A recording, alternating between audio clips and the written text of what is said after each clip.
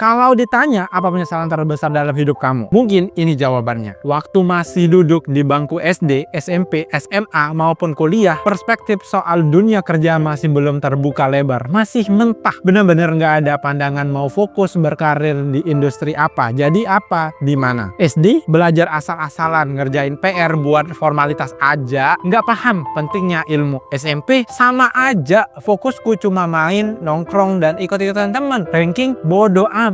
SMA udah mulai sadar, tapi telat. Nggak ngerti arah, tapi masih aktif di organisasi. Kuliah, ya aku lulus, tapi jujur, enggak aku totalin segala usaha. Nggak punya bekal akademik yang bisa aku banggakan. Sampai akhirnya aku kerja di proyek PT Freeport Indonesia Gresik. Di situ aku terbuka mata kalau industri migas dan tambang itu keren banget. Ini mas-mas tambang ini kocak. Gak cuma perusahaan dan dunia kerjanya aja yang keren. Orang-orang dan lingkungan kerjanya positif banget. Tapi hidup nggak bisa di rewind. Yang bisa kulakukan sekarang cuma satu, terus belajar dan jangan ulangin kesalahan yang sama. Mas, cara bisa masuk ke Freeport itu gimana sih? Gue juga pengen masuk Freeport, beneran dah. Sumpil, basic gue masih ada lah, bau-bau bisa masuk nyempil-nyempil ke sana gitu kan. Kadang aku mikir kalau aku dulu serius belajar, mungkin sekarang aku udah jadi karyawan, kerja di site dan bangga buat diri sendiri, khususnya orang tua. Ini bukan cerita sedih, tapi cerita pembelajaran. Kalau kamu masih sekolah ataupun kuliah, jangan sia-siakan waktumu, karena waktu nggak pernah bisa untuk diulang. Betul banget. Gue juga kadang sering menyesal kenapa gue nggak memanfaatkan waktuku dulu dengan sebaik-baiknya. Sekarang gue kalau udah usia segini, ya cuma bisa mengingat-ingat kembali dan menyesali aja. Semangat, titik kumpul wong moment. Kalian beruntung banget ya. Aku dari SD sampai SMA selalu berusaha agar jadi yang terbaik. Dan teman-teman aku juga mengakui kalau aku orang pinter. Cuma aku dulu nggak kuliah karena masalah finansial. Dan dulu nggak ada yang ngasih tahu kalau kuliah ada jalur beasiswa. Dan sekarang aku terdampar sebagai ibu rumah tangga yang menggunakan kepintaranku untuk mengajar anak-anakku sendiri.